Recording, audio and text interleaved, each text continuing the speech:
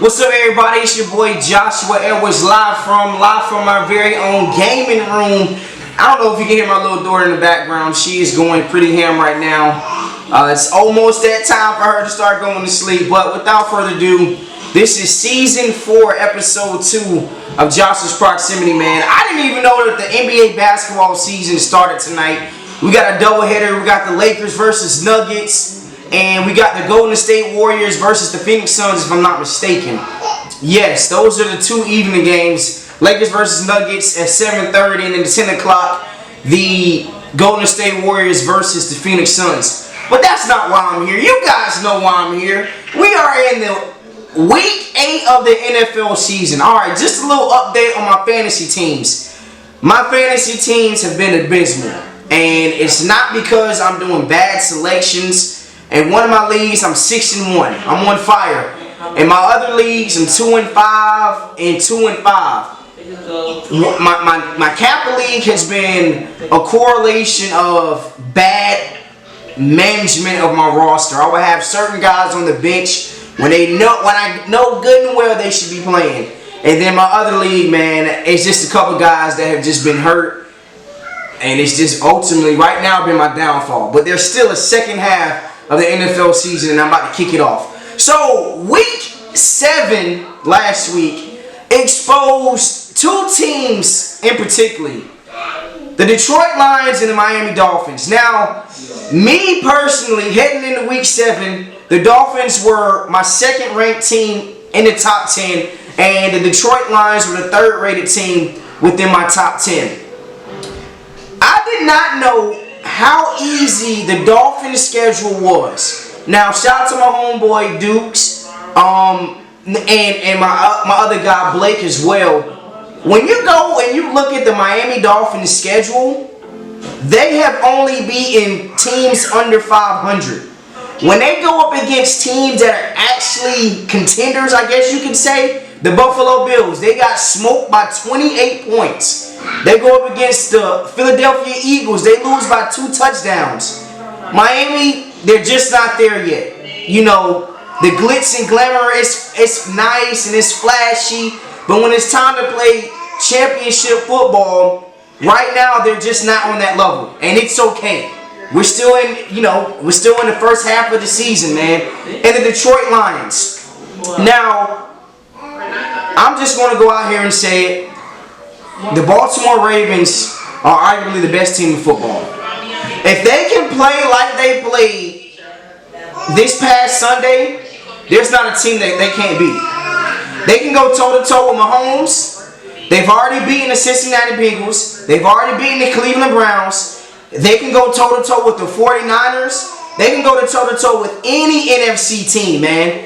They just went out there and beat the dog piss out of the Detroit Lions. The MVP race, there should be only 2 people.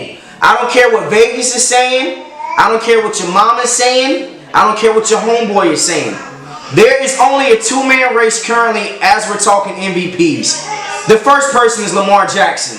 Lamar Jackson is 16-1 versus the NFC over his entire career. This season, he is throwing for a career best 71% having 71 completion percentage from the field.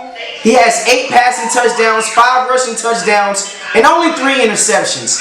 Doing this all while Zay Flowers is really his number 1 right now. Let's just be honest. Rashad Bateman has been, we can say he's not worthy of a first-round talent as of right now. Odell Beckham Jr. is a shell of himself. Mark Andrews, you might see a sighting here or there, but it's just him and Zay. Not only that, but he's having his highest yards per attempt since he has joined the league, man. He's throwing the ball an average of 7.5, 7.6 yards down the field. It's not like the dude is just checking it down. He's actually going out there and completing some nice deep balls. I mean, dots, ladies and gentlemen, dots. And right now, he has to be one of the front runners. The other front runners is no other than Patrick Mahomes. Patrick Mahomes, what more do I need to say? He's the only quarterback with 2,000 passing yards. He's completing 69.5% of his pass attempts. 15 throwing touchdowns, and 6 interceptions. These are the only two, ladies and gentlemen. Lamar Jackson, Patrick Mahomes, everybody else, right now, you're just not there. And I think what's the most impressive thing of it all is these two guys are always looked at as, they're always looked as a dark horse when it comes to MVP. You always see different names thrown out besides these two. Whether it be Joe Burrow, whether it be Justin Herbert, whether it be Jalen Hurts, you're not really seeing a lot of preseason hype around these two for whatever reason. We know exactly what these dudes are. Both of these dudes are once-in-a-lifetime generational talent at the quarterback position. But not only that, they win, and they win a lot. So, right now, the MVP race, it can only be these two gentlemen, Lamar Jackson and Patrick Mahomes, 1A, 1B, 1 or 2, however you have it sized up. These are the only two guys.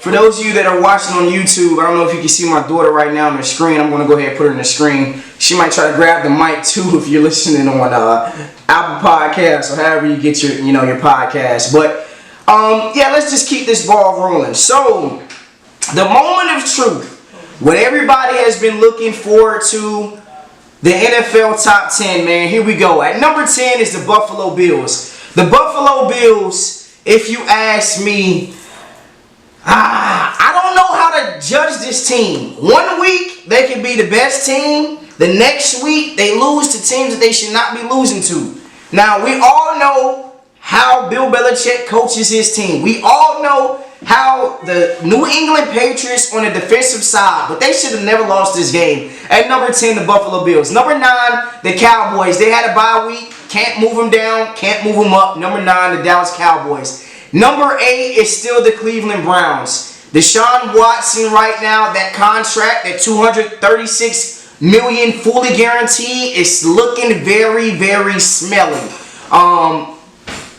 He still has the rest of his season to look forward to. Don't get it mistaken. This team on the defensive side, they are as good as it comes. But right now, I have a lot of question marks with this team. And number 8, the Cleveland Browns. Number 7, the Jacksonville Jaguars.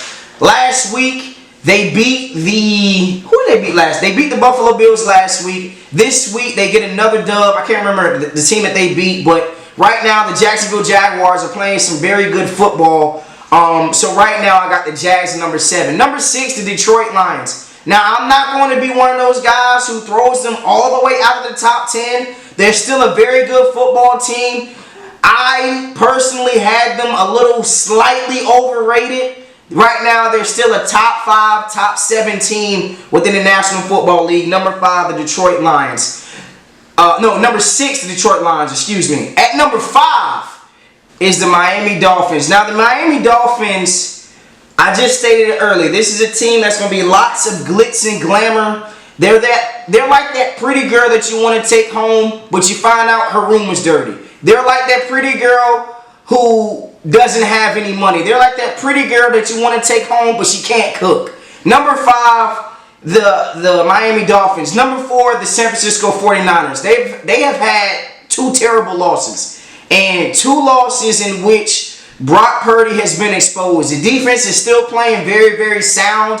The one thing that I would like to see, Brock Purdy, come on, man. You got to start delivering these games, bro. With this talent around you, with this talent on the defensive side, you got to start closing these games out, man. I really hope the trade of Trey Lance does not affect this team in the long run. Number 4, the San Francisco 49ers. Number 3, the Philadelphia Eagles. Now, I said last week that teams might have figured out Jalen Hurts. And boy, was I wrong. The Miami Dolphins didn't figure him out.